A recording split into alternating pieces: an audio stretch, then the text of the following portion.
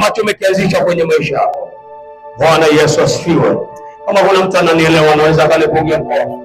Na tunaposema kwa habari ya mvua kulingana na somo langu, Biblia unaweza ukaona maana nyingi sana za mvua, lakini kulingana na somo langu, mvua ni ishara ya baraka. Andika tena, mvua ni ishara ya baraka. Na kwa sababu hiyo ndio maana nimekuja na heading hii inayosema ya kwamba hata kama hauoni dalili, mvua inakuja. Kwa kumbe mvua kama ni baraka, maana yake mvua yanaweza yakawa ni mafanikio, unaweza ukawa ni uamsho kiroho, unaweza ukawa ni ushindi katika masomo ya kwako, lakini pia kunaweza kukawa ni kustawishwa. Hiyo ni mvua. Bwana Yesu asifiwe. Hiyo ni mvua, hiyo ni mvua. Tumesoma habari ya mtu mmoja aliyekuwa anaitwa Elia. Huyu mtumishi wa Mungu Elia alikuwa ni nabii, alikuwa anatumiwa na Mungu katika viwango ambavyo sio vya kawaida. Sijui kama naweza kuiweka hii mic watu wote hao na ruhusiwa. Bwana Yesu asifiwe. Hapa kidogo sasa nikizungumza na sauti yangu inaweza ikakaa vizuri. Huyu mtumishi wa Mungu Elia alikuwa ni nabii, alikuwa anatumiwa na Mungu kwa ajili ya kuwasaidia watu wa taifa la Israeli. Elia, moja tukio kubwa ambalo alilifanya katika ile nchi ambayo alikuwepo, aliweza kuwa maelfu ya manabii wa Baali, na alipooa wale manabii, kabla ya kuoa alifunga mbingu zisiweze kutoa maji, na Biblia inasema mbingu hazikutoa maji muda wa miaka 3 na miezi mingapi? Na miezi 6. Hakuna maji, hakuna mvua, hakuna umande, miaka 3. Maana hata kama ulikuwa umeweka akiba ya magunia 10 kwenye familia ya watu 8, kwenye familia ya watu 10, kwa miaka 3 na miezi 6, uwe na hakika chakula kitakuwa kimeshaisha. Kwa akatembea katika hiyo hali ambayo ilileta shida kwenye taifa la Israeli, na kilichosababisha aweze kutamka hayo maneno ni ule uasi na dhambi ambayo ilikuwa inafanyika katika ile nchi. Watu waligeuza mioyo yao, wakaanza kutegemea miungu mingine, wakaanza kuabudu sanamu, wakaweka imani zao kwenye miungu mingine. Elia, kwa sababu ni mtumishi wa Mungu, akakasirishwa kwamba zile sifa ambazo Mungu anazistahili kupewa zilikuwa zinaenda kwenye miungu mingine. Okay. Kwenye hii mistari tuliyoisoma, Elia yanafika majira ya ile mvua kwa neno lake iweze kunyesha katika ile nchi. Kama tulivyoweza kusoma, Elia amepanda mlimani, akaenda na mtumishi wake, wameenda mahali huko kwa ajili ya kuomba. Wamefika kule, anamwambia mtumishi wake ya kwamba nenda kachungulie nje, nenda kaangalie upande wa bahari kama kuna mawingu hata kidogo ambayo yanaonekana. Mtumishi yule anaondoka, naenda anaangalia, anamwambia ya kwamba isee, baba, hakuna kitu chochote. Kama ni jua linapiga, kama ni upepo unaendelea kuvuma, hakuna dalili yoyote ya mvua. Elia akamwambia nenda tena mpaka mara 7. Nasikiliza vizuri, yako mambo ambayo natamani tuangalie. Hakuna kitu ambacho kinaweza kikatokea kwenye maisha yako pasipo kutanguliwa na dalili. Sema hivi, hakuna kitu ambacho kinaweza kikatokea kwenye maisha yako, aidha ya kimwili au ya kiroho, pasipo kutanguliwa na dalili. Mpaka kufikia hatua ya kuugua malaria, maana yake kuna dalili ambazo umeziona kwenye mwili wako ya kwamba vinaashiria au zinaashiria ya kwamba mna mchache au siku chache unaweza ukaugua malaria. Ili uweze kufaulu kwenye masomo yako, huwa kunatanguliwa na dalili. Moja ya dalili ya kufeli kwenye masomo ni kuwa na hofu, ni kuto kusoma, Unaingia kwenye mtihani, ndani yako kuna hofu, kuna woga, kwa unashindwa kufanya vizuri. Hiyo ni dalili mojawapo ya kufeli. Na dalili ya kufanikiwa maana yake ni kinyume chake, ni kuwa na ujasiri wa kimungu ndani yako. Bwana Yesu asifiwe. Bwana Yesu asifiwe. Kwa tunapoangalia kwa habari ya kwamba hata kama hakuna dalili, mvua lazima inyeshe. Maana yake hii ni neno la kiroho la watu ambao wamebeba imani ndani yao, watu ambao hawaangalii kwa namna mwilini, watu ambao hawaangalii mawingu, watu ambao hawaangalii upepo kwamba unavuma ya kwamba kuna ishara ya mvua kunyesha, watu ambao wanaliona wingu katika ulimwengu wa roho, watu ambao wanaona ushindi katika ulimwengu wa roho. Moja ya jambo kubwa ambalo unatakiwa kulifanya kwenye maisha yako ni kuimarisha imani yako katika msimu huu mpya, katika jina la Yesu Kristo wa Nazareti hai. Hata kama unaona ya kwamba mambo ni magumu, imarisha imani ya kwako. Utakuwa na uwezo wa kuona huo ushindi ambao haujauona kwa muda mrefu katika ulimwengu wa roho, hata kabla haujadhirika katika ulimwengu wa mwili. Bwana Yesu asifiwe. Nasema hivi ili uweze kuona mafanikio makubwa ndani yako katika msimu mpya, unatakiwa kuimarisha imani yako. Unatamani maono na malengo yako uliyoyaweka ukiona yanafanikiwa, lazima katika msimu mpya uwe na imani iliyoimarika. Bwana Yesu asifiwe. Watu wote ambao walikuwa na imani ambazo ni haba zilizotindika hawakuwa na uwezo wa kufanikiwa. Lakini usiku wa leo nakuombea katika jina la Yesu Kristo wa Nazareti hai, yote aliyokuwa yameshindikana Bwana akayafanikishe. Waliosema ya kwamba haitawezekana kwako, waambie ya kwamba nayo imani thabiti ndani yangu ambayo itanifanikisha katika jina la Yesu Kristo wa Nazareti hai. Anayenielewa anaweza akamchapia Bwana makofi na shangwe nyingi kwa ajili ya utukufu wa jina la kwake. Haleluya. Tuangalie mambo kadhaa. Jambo la kwanza, unaandika, nisaidia kuandika. Usisubiri kuona ndipo uamini. Usisubiri kuona ndipo uamini, bali amini ili uweze kuona. Nasema hivi, usisubiri kuona ndipo uamini, bali amini ili uweze kuona. Elia pamoja na mtumishi wake, licha ya kwamba walikuwa wanatembea pamoja kwa muda mrefu, mtumishi wake hakuwa na ile imani ya kuweza kuona ushindi na mafanikio makubwa katika ulimwengu wa roho. That's why alipoambiwa nenda kaangalie kule baharini, alipoenda kuangalia, akarudisha habari, akarudisha taarifa ambazo inawezekana ungezipata wewe kwa kipindi hicho, ungekata tamaa hata kuendelea kuomba. Yeye alikuwa anaona ya kwamba hakuna wingu, akaambiwa endelea kwenda, lakini Elia alikuwa ameshaliona tangu zamani. Ukianza kusoma ile 41 utaona ya kwamba alimwambia Ahabu kabla atakwenda mlimani kwamba pana sauti ya mvua tele, kabla hata ya kuanza kuomba. Lakini mtumishi wake alipoenda kuangalia lile wingu hakuona mvua, akaona ya kwamba kuna jua kali, akaona ya kwamba hakuna dalili zozote za mvua kunyesha. Akamwambia aisee, hakuna chochote.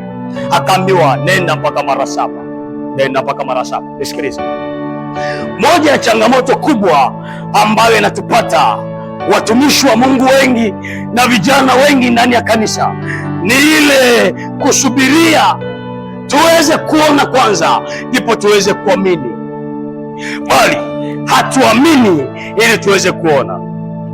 Ni tofauti kabisa.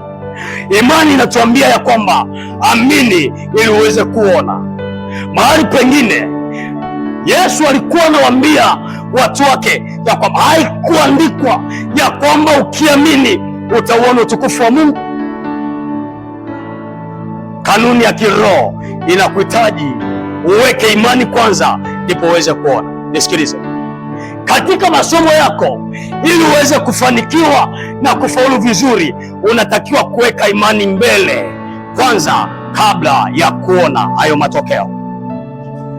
Katika maisha kwako unatakiwa kuamini ya kwamba baada ya miaka miwili, baada ya miaka mitatu nitaitwa graduate, kabla hata ya kufikia huo wakati. Hiyo ndiyo imani, hiyo ndiyo imani. Bwana Yesu asifiwe, Bwana Yesu asifiwe. Na Bwana na wito leo ya kwamba unapokuwa unatembea katika msimu mpya, moja ya kitu ambacho unatakiwa kukifanya ni kuweza kuimarisha imani yako, ili uwe na uwezo wa kuamini kabla ya kuona matokeo. Bwana Yesu asifiwe. Wote waliofanikiwa walikuwa na imani. Umefika mahali hapa kwa sababu ya imani. Umetoka nyumbani kwako kuja mahali hapa na umefika salama kwa sababu ya imani. Umepanda daladala kwenda Kariakoo, kwenda Mwenge, kwenda sehemu fulani, umefika huko salama kwa sababu ya imani. Bwana Yesu asifiwe, Bwana Yesu asifiwe. Usisubiri kuona ndipo uamini, bali unatakiwa kuamini ndipo uweze kuona. Kitabu kile cha Yeremia sura 24 na ule mstari wa 3 na 4. Yeremia 24 na ule mstari wa 3 na 4. Maneno ya Mungu anasema vizuri namna hii. Yeremia akaulizwa swali, akaulizwa ya kwamba, Yeremia, unaona nini? Akasema, ninaona tini zilizo nzuri sana, lakini pia ninaona tini mbaya zilizo mbovu sana, zisizofaa hata kuliwa. Kitu ambacho natamani ukione mahali hapa ni kwamba unatakiwa kuviona vitu katika ulimwengu wa mwili. Unatakiwa kuziona tini nzuri kwenye maisha kwako hata kabla hazijadhihirika katika ulimwengu wa mwili. Unatakiwa kuona mafanikio yako kwenye ulimwengu wa roho kwanza kabla hayajadhihirika katika ulimwengu wa mwili. Bwana Yesu asifiwe. Wapo watu hapo mahali hapa wamejawa hofu, wana wasiwasi, wana mashaka, wanajiuliza, sijui kama naweza nikafanikiwa kutoboa hii miaka mitatu. Lakini nakwambia ya kwamba unatakiwa kuwa na imani ndani yako ambayo itakusaidia kuweza kuziona hizo tini nzuri zilizo nzuri sana kwenye masomo ya kwako, katika jina la Yesu Kristo wa Nazareti hai. Hata kama hauoni ya kwamba zipo dalili kabisa za kumaliza, bado unatakiwa kuizidisha hiyo imani yako ambayo itakusaidia kuweza kuona kwa namna ya rohoni ya kwamba unasoma na unamaliza miaka yako yote.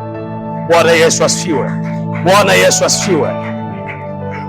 Unapotazama huduma yako unaona kitu gani? Unapotazama masomo yako unaona vitu gani? Unaona nini? Unapoangalia familia yako unaona vitu gani? Maono mazuri ulionayo unapokuwa unayangalia unaona nini? Unaona nini? Mbele yako unaona nini?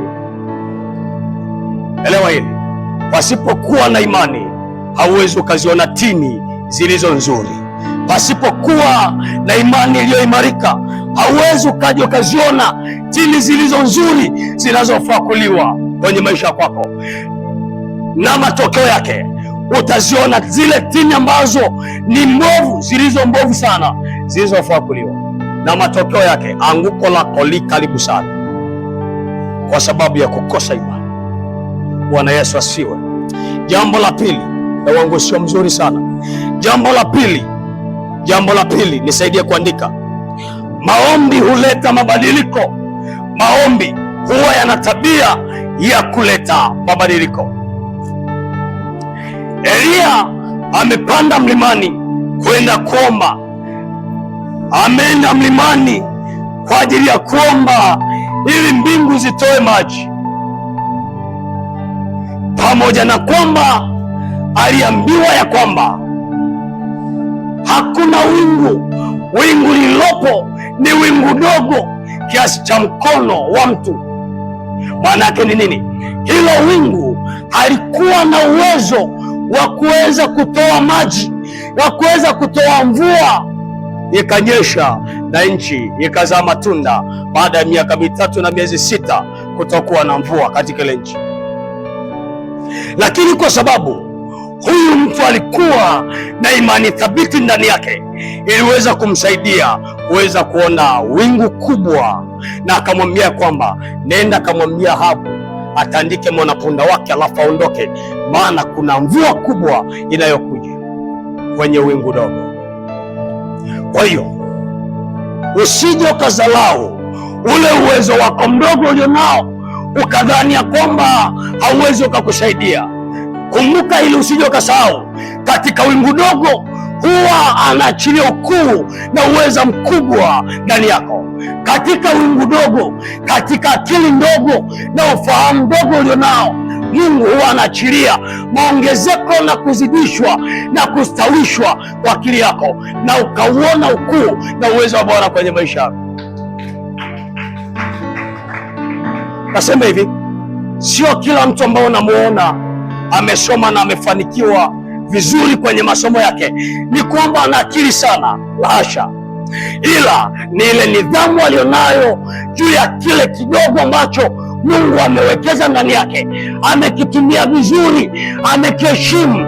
Baada ya kuwa amekiheshimu, Mungu akakizidisha. Katika wingu dogo iliweza kutokea mvua kubwa. Maombi huwa yanaleta mabadiliko.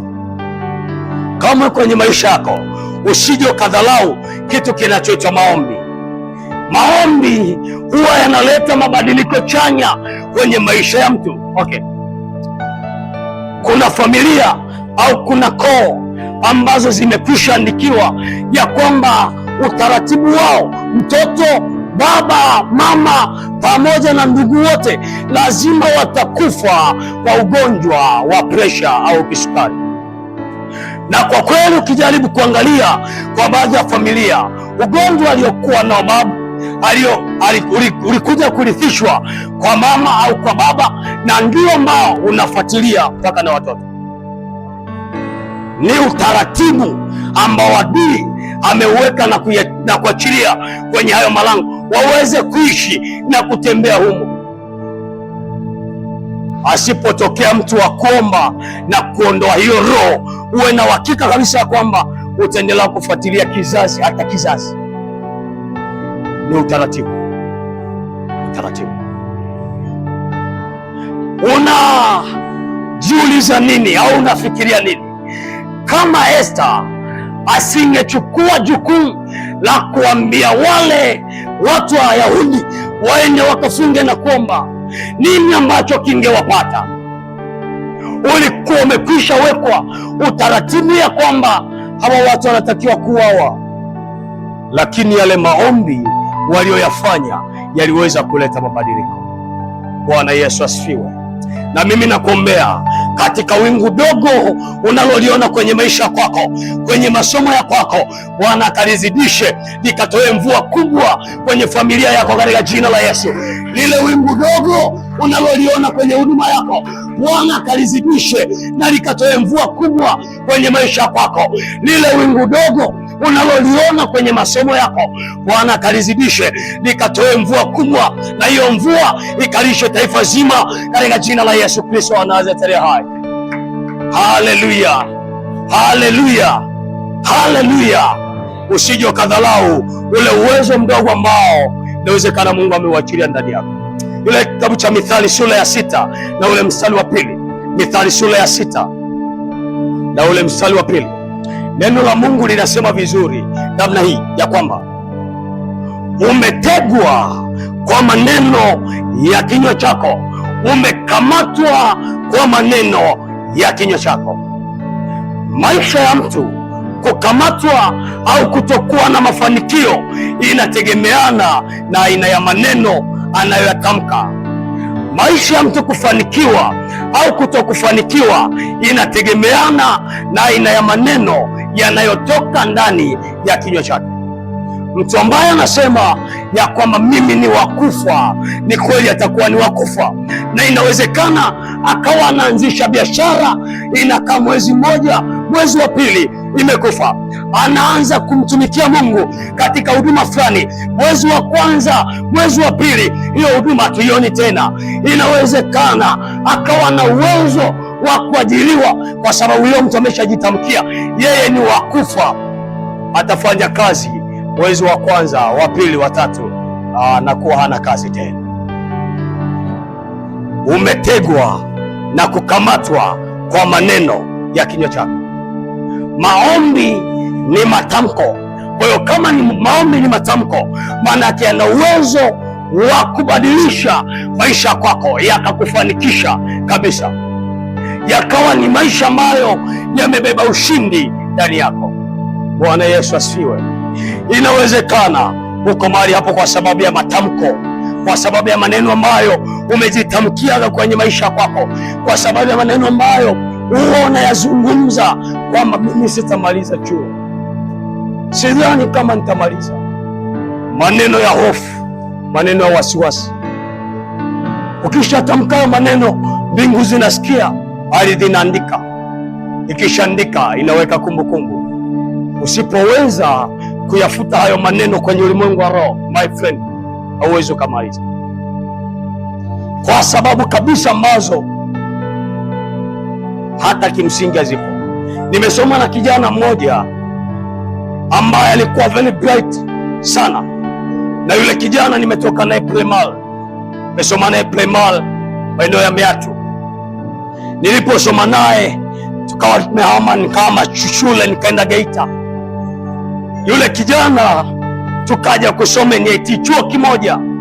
Nisikilize vizuri, moja ya kitu ambacho baba yake alikuwa anatuambia kila siku tunapokutana naye ni kwamba vijana wangu, someni, someni. Kila tukikutana naye, vijana wangu, someni. Sasa yule kijana amekuja chuoni, tumeanza kusoma, tumesoma, tumemaliza mwaka wa kwanza, tuko mwaka wa pili. Yule kijana akapata msiba wa kufiwa na baba yake mzazi, yule aliyekuwa anatuhimiza kusoma. Kwenye ile familia, kama ni hela ilikuwepo, walikuwa ni wafugaji wazuri, ng'ombe zilikuwepo, ukoo wao ulikuwa unajiweza vizuri kabisa. Yule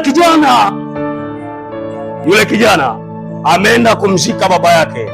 Cha ajabu, akakomea huko.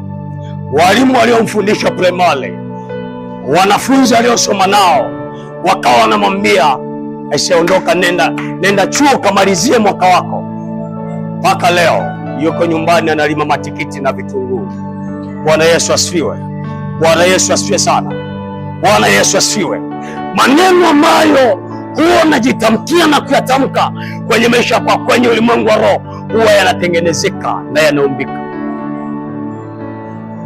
Ili uweze kuona mabadiliko, lazima uyatangue hayo maneno kwa matamko ya maombi ya baraka. Bwana Yesu asifiwe. Bwana Yesu asifiwe.